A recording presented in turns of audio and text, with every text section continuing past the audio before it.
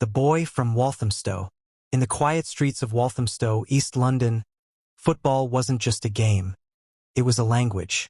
A way for boys to dream beyond the concrete blocks and gray skies. Among them, a boy with a buzz cut and worn-out trainers kicked a ball against a brick wall, over and over, long after the streetlights flickered on. His name was Harry Edward Kane. From an early age, Harry wasn't the fastest. He wasn't the tallest. He didn't glide like some boys did. But he played with something rarer, an obsession. Every morning, every evening, the ball stayed at his feet. In muddy parks and crowded schoolyards, he chased perfection no one else could see. His family wasn't wealthy. His father, a working man with a steady voice, drove Harry to training sessions without fail. His mother watched from the sidelines, hands folded tightly, praying his talent would be enough.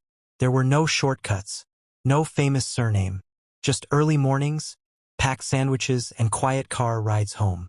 At age 8, Harry joined Ridgeway Rovers, a grassroots club known for shaping young dreamers. Coaches noticed his hunger immediately. He listened more than he spoke. He trained harder than anyone else. Still, doubts clung to him like a shadow. Too slow, too stocky, not technical enough. Whispers turned to decisions. Then came the first real heartbreak. Arsenal released him from their youth academy. Not athletic enough, they said. Harry was 11. Could have ended there. For many boys, it does. That rejection, from a club just miles away from home, stung deeper than any scraped knee. He sat silent on the ride back. But somewhere inside, something refused to break. Instead of quitting, he trained harder. While his friends played video games, Harry ran sprints. While others slept in, he practiced finishing alone in the park. He wasn't just chasing a dream anymore, he was chasing something to prove. A few months later, Tottenham Hotspur took notice. A new door slightly ajar. It wasn't a grand welcome. No promises, no hype. Just an opportunity. And for Harry Kane, that was enough. By the time he wore the Spurs jersey for the first time, his name meant little. But in his mind, the journey had already begun. Not to become a star, but to outlast every no he'd ever heard. The boy from Walthamstow hadn't changed. Still quiet, still focused.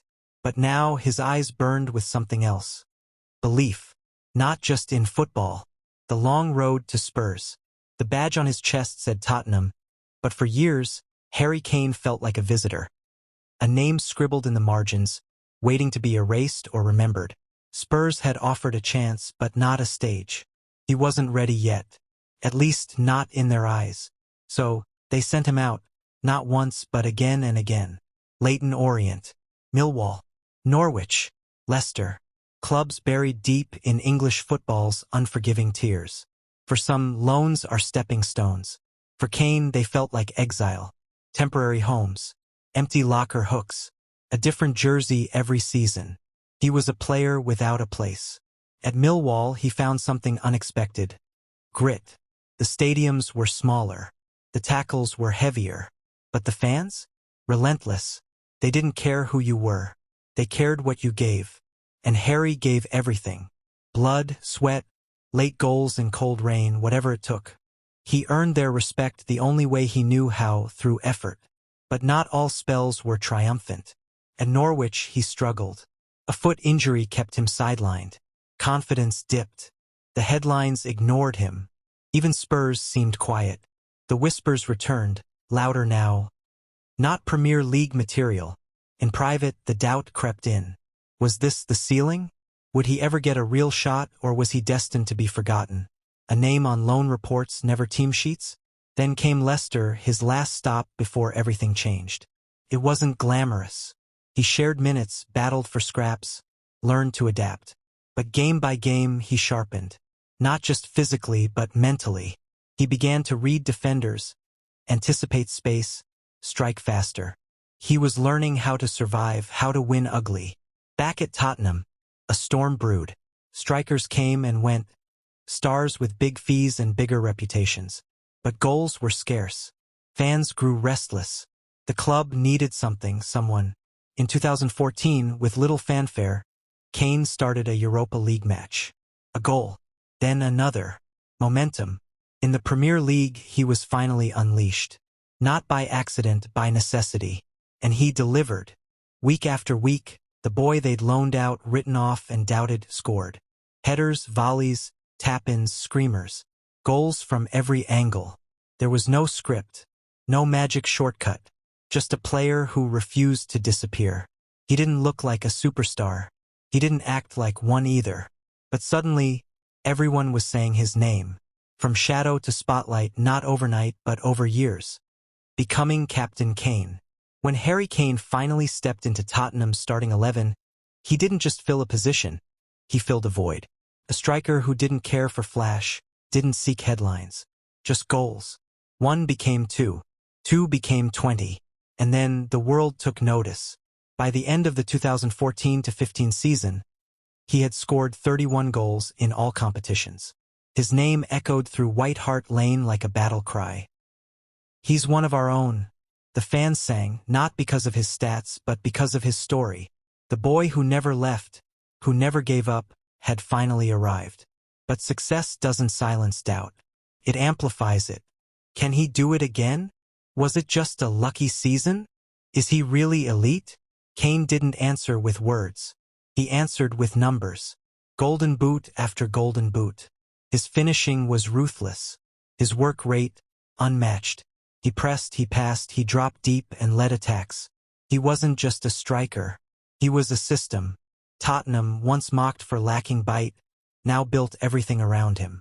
Their hopes, their tactics, their future. And beyond the club, England watched, longing for a new hero. Not just talented, but grounded. Someone to believe in.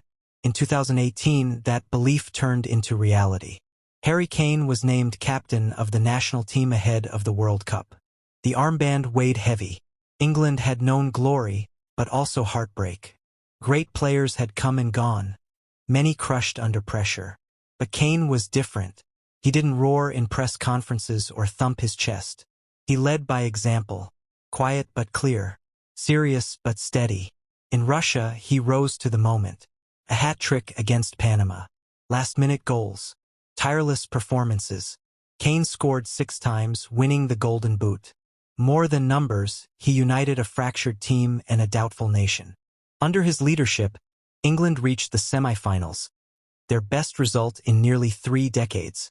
The tears on the pitch after the loss to Croatia weren't just disappointment. They were proof that England believed again. Back home, Kane's image was everywhere.